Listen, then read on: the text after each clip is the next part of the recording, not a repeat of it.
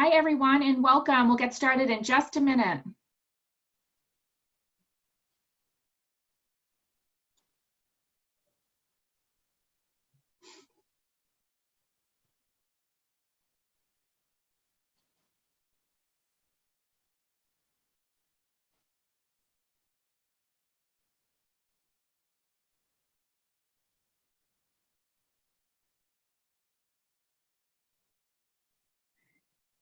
Good afternoon, everyone, and welcome to the Log In and Level Up the Value of Your MBA in Your Future undergraduate panel discussion.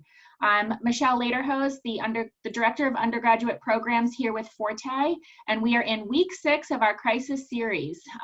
We are going back to our roots, the value of the MBA for our awesome women.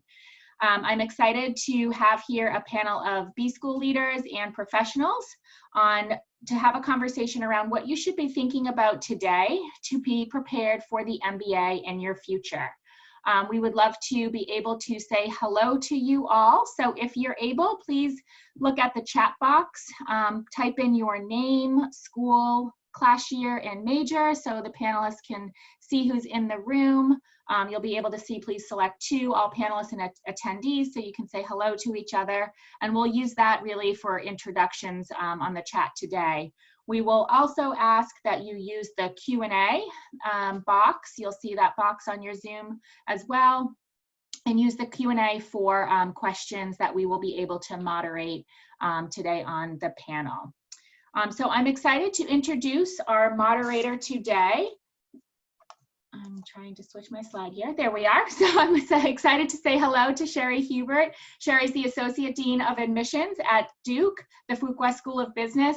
Sherry is an amazing partner, and we're so thankful for her leadership in this space. And I'm going to turn it over to you, Sherry, to introduce all the panelists. Thank you very much. Thanks so much, Michelle, and welcome to everyone. So excited to be on this webinar with you today. I hope that wherever you are, you're doing well and staying healthy and practicing some self-care. I, am really excited about this. I am Sherry Hubert. I'm the Associate Dean of Admissions at Fuqua, but I also, pursued my MBA. I got my MBA from Harvard Business School about 20 years ago at this point, and it has still reaped value and dividends for me. This session today is about discussing the value of an MBA, and there are many types of business graduate degrees that you could pursue. So just keep that in mind, even though we're going to focus on the MBA. But we want to make sure that no matter what path you decide in your career or the timing that you choose, that you're informed about the value that you can realize in your career as well as your professional development over the long haul. And for me personally, I see the value in an MBA in a couple of different areas. It provides limitless career options.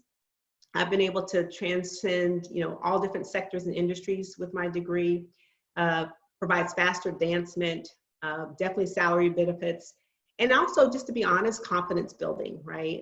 The sense of the fact that, you have critical thinking skills and you can really leverage them, and it builds your confidence and allows your voice to really shine through. There was some interesting data that I wanted to share with you in terms of women in MBAs and the value. This comes from Transparent Career, and they partner with Forte to provide research around gender trends and salary. And it says that between 2014 and 2016, the MBA women in diversified financial services sectors were making an average of $16,900 less than men each year. But by between 2017 and 2019, the women had overcome that gap, and they were making $4,000 more than men in that industry. Similarly, in investment banking, 2014 to 2016, women were making $5,000 less than men, but between 2017 and 2019, they were actually making $14,800 more than men. And then finally, there are other sectors like the social sector, where women actually were outperforming men in terms of salary by $10,800 between 2014 and 2016, and even in 2017 to 2019. That particular trend persists, and they still are outperforming them. And so also I thought what's interesting is that if you're just curious in terms of the average, and this is again their data, so every data set you might find is different, but according to their data, when they looked at all of the members in their database, and those with MBAs, and they looked at their total compensation. And this includes salary, bonuses, stocks, and other compensation. Those with MBAs were making an average of $145,348, right? And so it's not only about money, but just so you can see, there's a big differential in terms of the value, the ROI that you can actually realize by this advanced degree, if it's credentialing. And so I'm really excited to be joined by colleagues across the corporate arena as well as the higher ed arena today to talk about that value and how it shows up in their respective lives as well as in their respective professions. And so I'd like to now transition to turning it over to our panel to ask them to introduce themselves, their name, their role and organization. And then I'd like to add one fun thing. What's one thing you love about your job? And then we'll get into more of a moderated discussion. We'll ask them specific questions relative to their expertise, and then we'll open it up for Q&A. So start thinking about the questions that you might have for them. So with that, Jake, do you want to get us started with your introduction? Sure. Thanks so much. My name is Jake Kohler. I'm the director of the Ken Mullis and Julie Taffet Mullis Advanced Access Program, which is part of the Wharton MBA program. And my favorite, or one thing that I love about my role, you know, having been somebody who worked in undergraduate admissions for a long period of time, and now moving into the MBA space, I'm actually going to have the opportunity at Penn to have both admitted people, been part of the committee that admitted people into the college and undergrad, and then 4 years later, admitting them into an MBA program. So it's cool just to be able to see the growth in 4 years, and I'm really excited about that. Great. Catherine, do you want to introduce yourself? Yes. Hi, everyone. My name is Catherine Alford. I'm a Senior Associate Director of Admissions at the University of Virginia, Darden School of Business. And I work closely with our Future Year Scholars program, so our deferred enrollment program. One of the things that I love comes from my background. I am the first female in my family to ever have a job. And so when I was graduating from UVA and navigating that whole process and journey of trying to find work, I didn't have a lot of role models. And so I'm fortunate enough to be in a position now where I can help assist other young women who are looking to think about their next career steps and how they can best put their strengths to practice in the real world. Awesome. Camille? Hi, everyone. My name is Camille Copic. I am the Marketing Director for the Americas region at the Graduate Management Admission Council, or GMAC. Many of you will know our organization because we are the owners and operators of the Gmat Exam. I've been with the company for probably around 8 years. I am also an MBA. I earned my MBA from the Fuqua School of Business at Duke University many years ago. And my favorite part of my role is talking to candidates, guiding them along the path to graduate business education, both from personal experience and my professional experience, and also redirecting candidates who have, you know, maybe found their way up to a certain point, but kind of hit a ceiling. So it's always fun to help redirect and to help them focus on what's important about pursuing graduate business education. Thanks, Camille. And then finally, Roya? Hi, everybody. My name is Roya Avon, and I head up marketing for a division of the Behr Paint Company called Diversified Channels.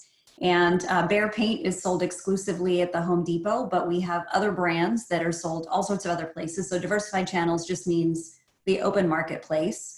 And all of that is a division of Masco, which is a much larger company that encompasses Delta Faucets, Hans Grohe, some hot spring spas, etc. So one of the things I love about the work that I do is that it's really holistic. So while I wear a marketing hat, I really am involved in driving the strategy of the overall business and making sure that we reach all of our key performance targets. And I find all of that problem solving really exciting.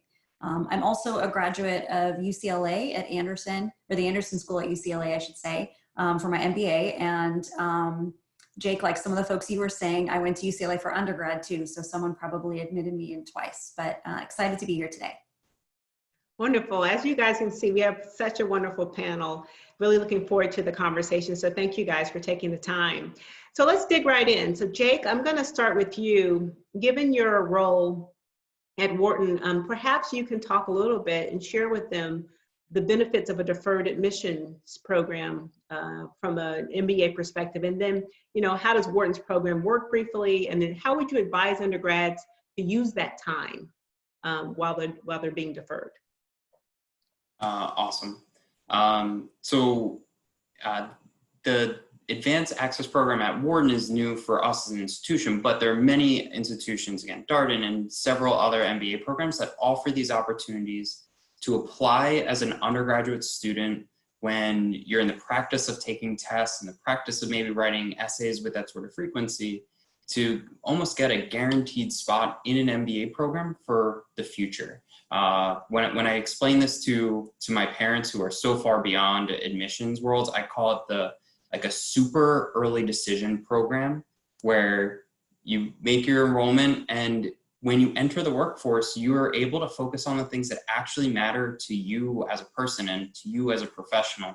And I think the greatest benefit that comes from this opportunity to gain admission and then go into the workforce for 2 to 4 years or whatever amount of time exists in that deferment is, instead of having to focus and think about things that might look good on an application sometime in the future or have that in the back of your mind, you get to pursue those opportunities, and whether they're passions or interests or just regular opportunities that actually matter to you, not that you think some admissions officer in the future will care about it or have that in the back of your mind.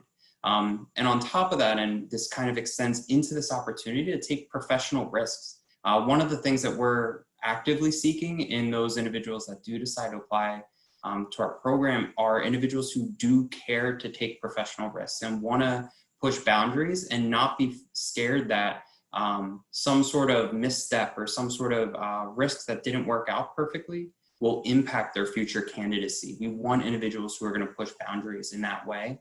And I think that helps build the early foundation of a career that then extends obviously through the MBA and more importantly through the future that exists after the MBA. Excellent, thank you. Do you have any examples of how folks have spent their time? I knocked a pen over when you followed up and therefore I didn't hear you. Do you mind sharing again? Sorry, I said, any interesting examples of how people have spent their time?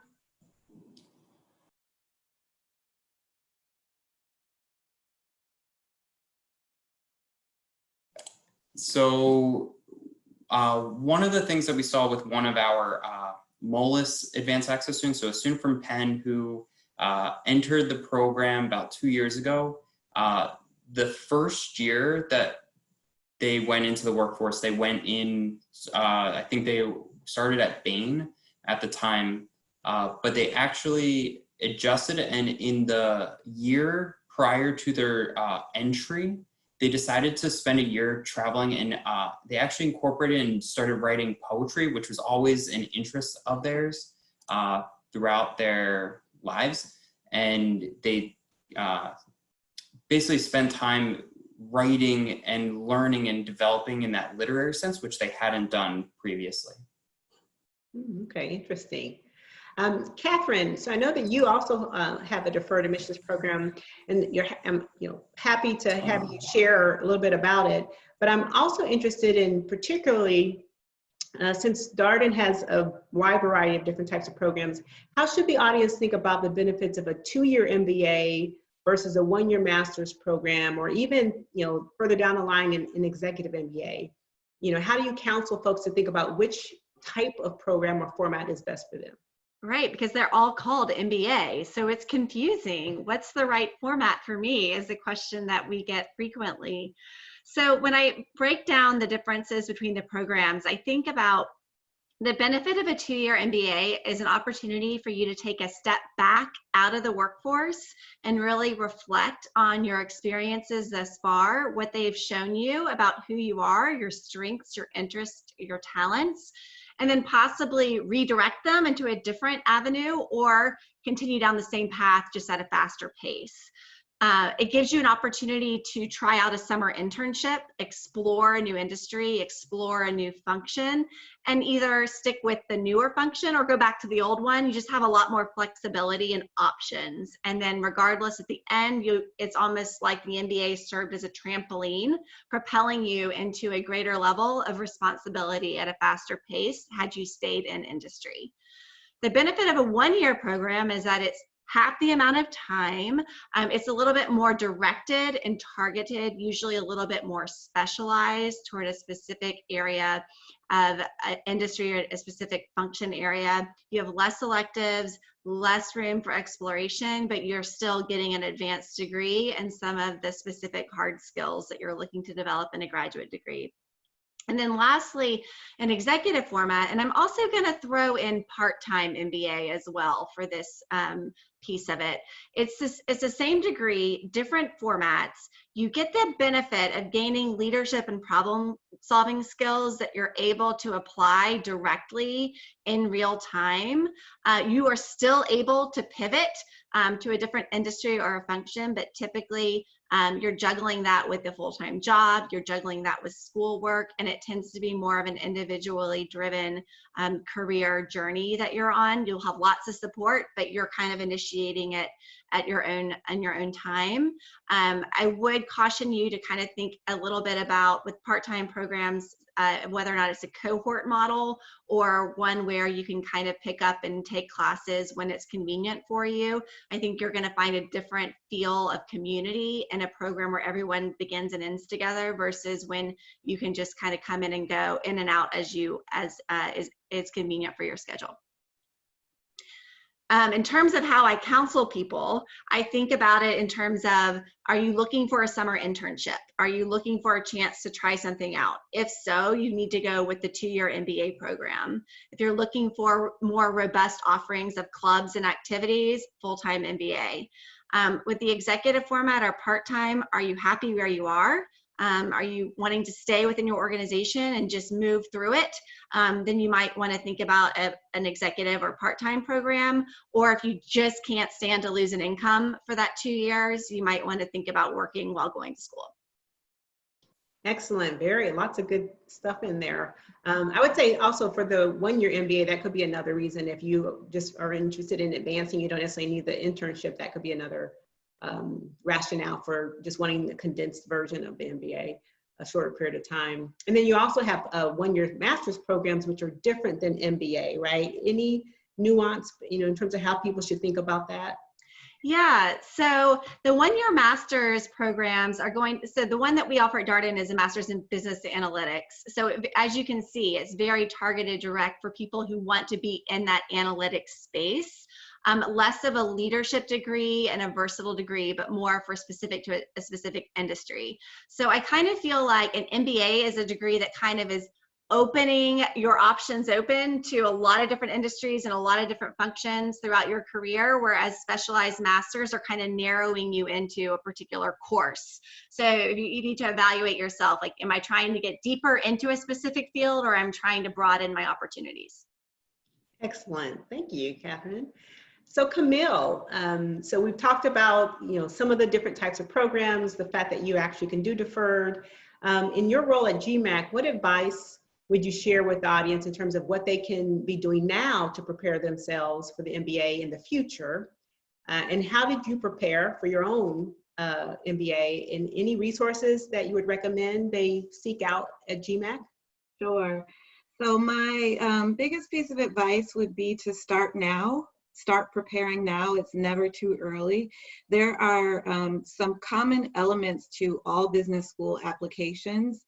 You'll have to write essays. You might have an interview, for example. You'll have to take a standardized exam to be admitted into a program. And there are some things that you can do now while you're in undergrad to prepare for that application, even if you don't plan to apply for another few years. Our organization offers the Gmat Exam, which is the standardized test that you take to get into business school. It was created and developed by a handful of business schools over 65 years ago for the express purpose of evaluating all the applicants who are applying to this handful of programs. And so the great thing about the Gmat exam is that it is valid for 5 years. So if you take the exam now, you can wait for 4.5 years to apply for a program, and the scores that you earn today would be valid 4.5 to 5 years from now. The test is a reasoning exam. It evaluates your ability to reason through concepts quantitatively, verbally, through essay form. And it really indicates to admissions directors your capacity to handle the academic rigor of their programs. What we found in our research in the past is that candidates who have taken the Gmat exam in undergrad or at an earlier age tend to score higher than those who are out in the workforce. And if you just take a step back, conceptually, it makes sense. You are in study mode already. It's not a big deal for you to take a test. You are focused, you have resources available to you that help you to study, and then you can kind of pivot away from that and focus on other elements of your application. With working professionals like me, I waited 6 years before I applied to a business program. I hadn't taken a test in 6 years. And by that point in my career, I had a lot of responsibility. I was traveling for work. I worked long hours, and I had to fit studying for an exam and writing my essays into my overall life. So my strongest recommendation, if you haven't heard it loud and clear, is to start now, especially because your exam scores are valid for so long.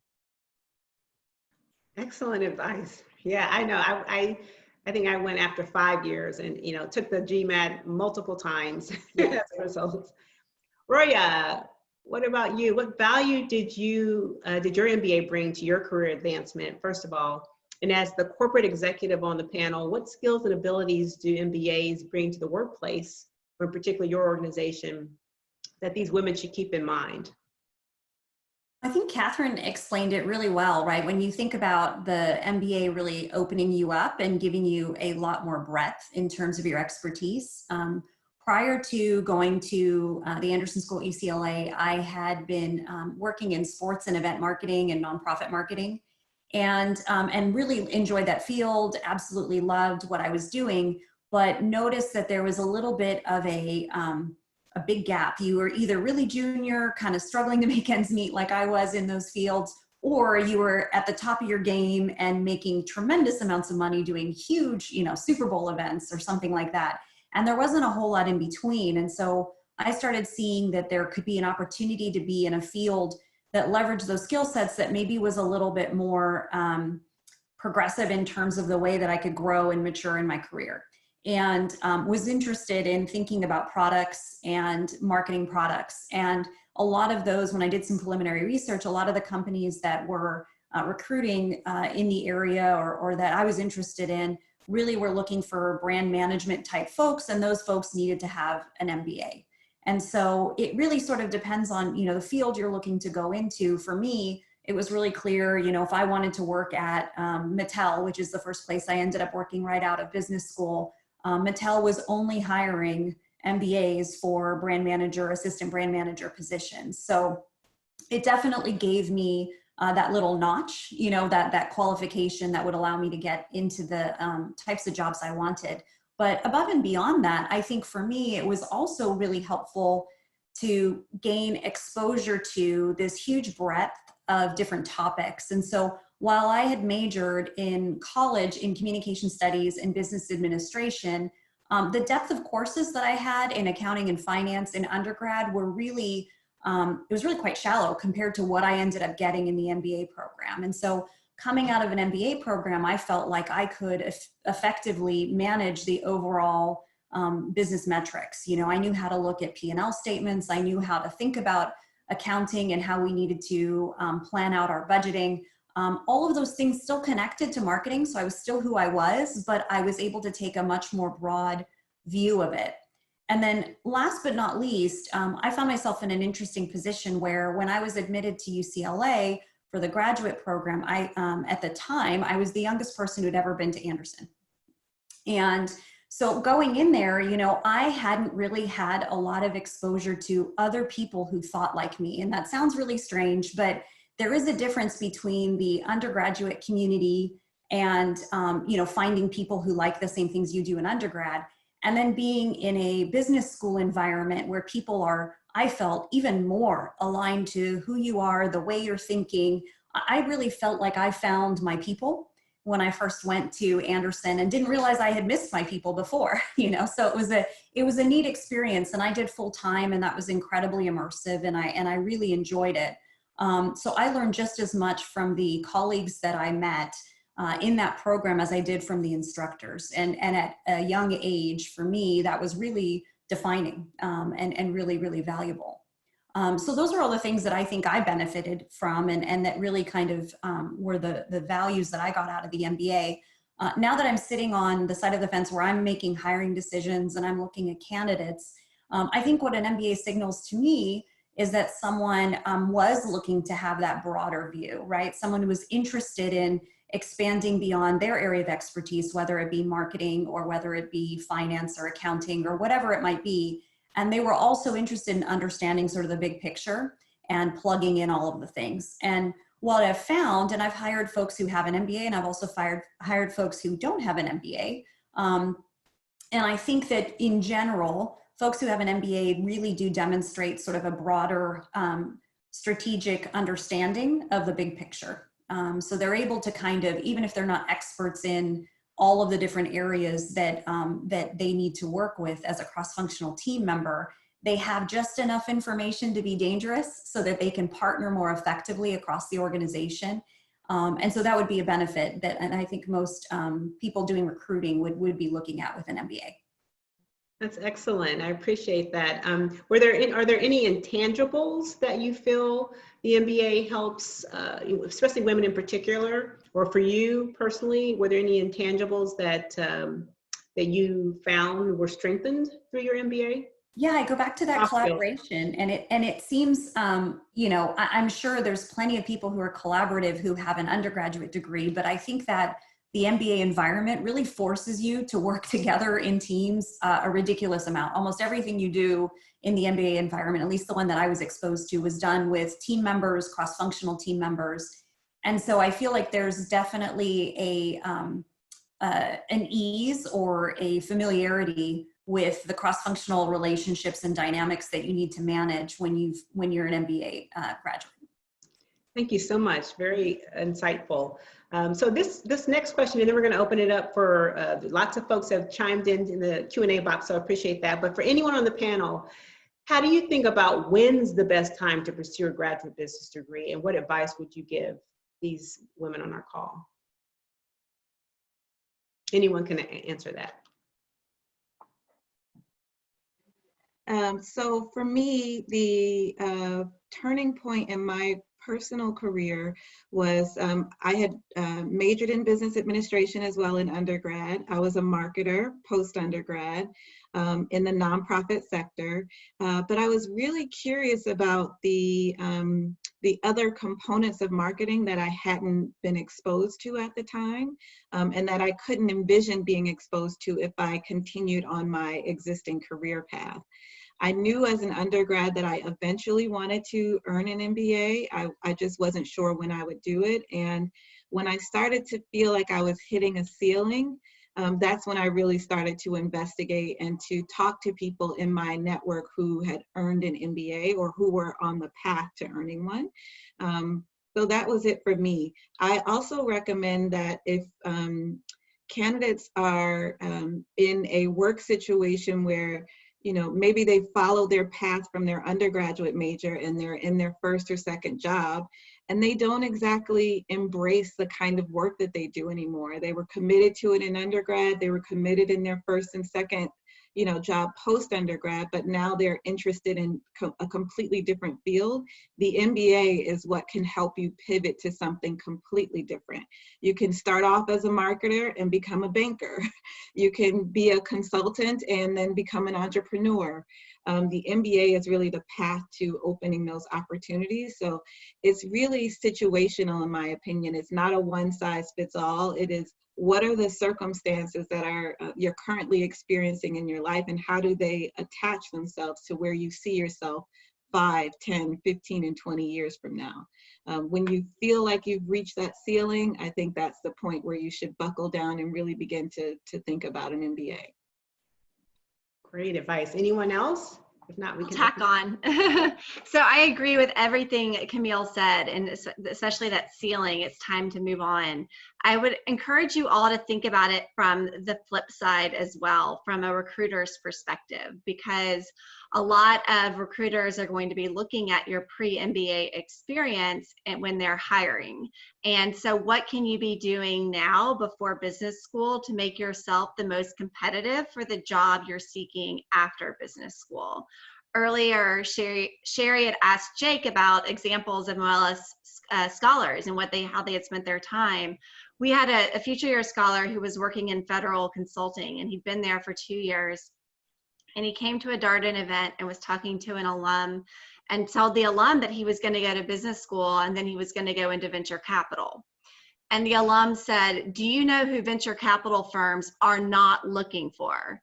Engineering alums," which is what he was, "who are federal consultants. You need to do something else before you go to business school to make yourself more competitive for what you want to do after business school."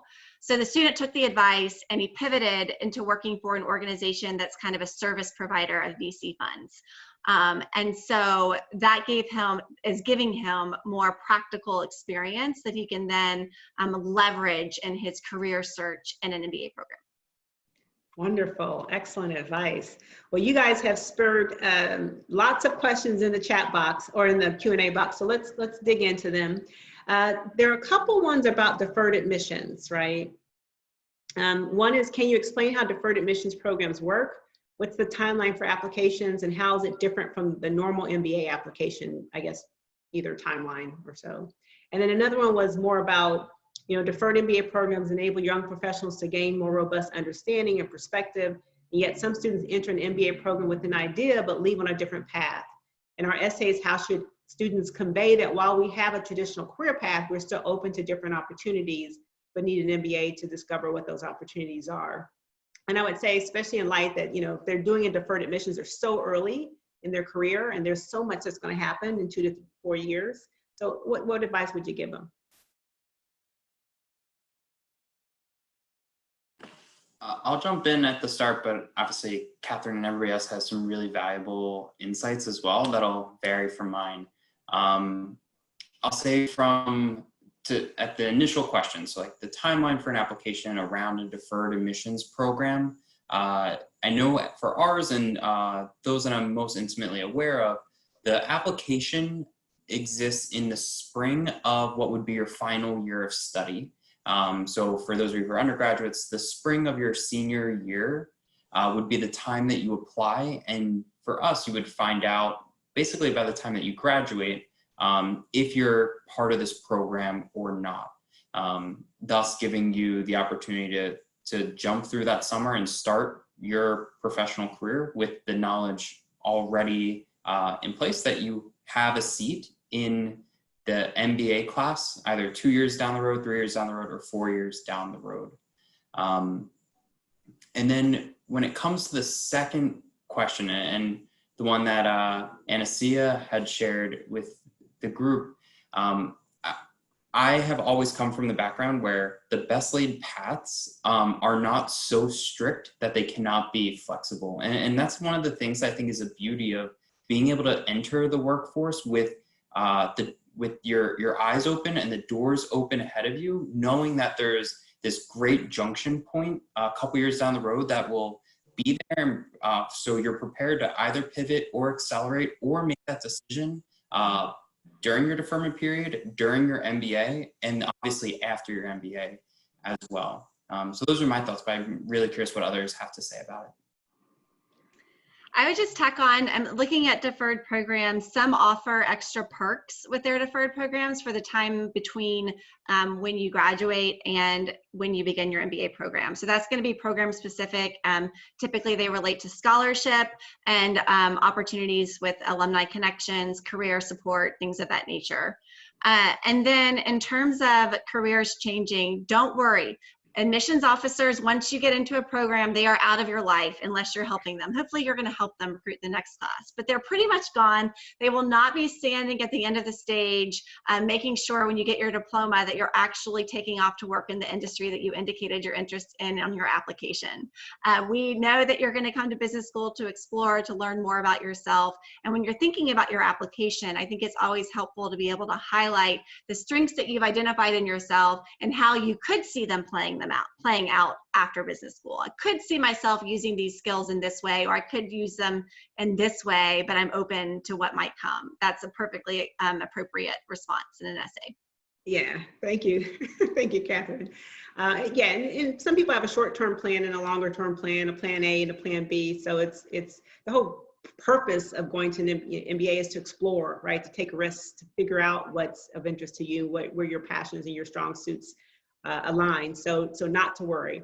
Now there's a couple of questions here that really focus around, matching up your major with an MBA program. And so I want to ask a question, and one question was, do I need to have a business administration undergrad degree in order to get an MBA? And the other question was, I have a history anthropology degree and have experience it's very diversified experience, academia, project management, local government, for over 10 years. Would you recommend someone in my background to pivot into an MBA program if they're interested in actually getting into a different type of environment, say an entertainment industry environment? Rory, I'm going to ask you to maybe chime in on that one. Yeah, I think the point was made earlier that it's a really great opportunity to pivot. And I think even for me, I was in marketing before and in marketing after, but it was a different facet that had different requirements, and so it really helped me kind of shape that. I do think that an MBA is a great way to not only explore, as everyone said, and think about, be open to new areas, but even if I know I want to go somewhere else, I know where I've been before, and I need something that sort of helps me tell the story of how I made that shift.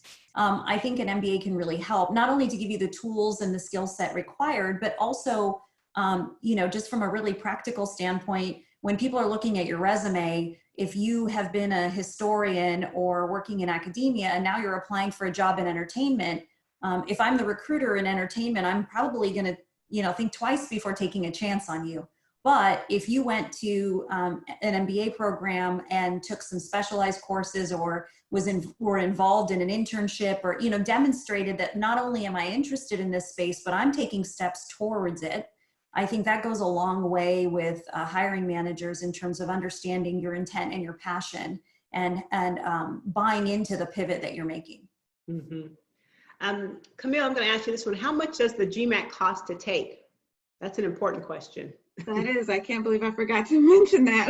The Gmat exam is $205.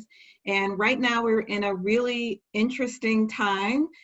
Due to COVID, all of our test centers were forced to close unexpectedly.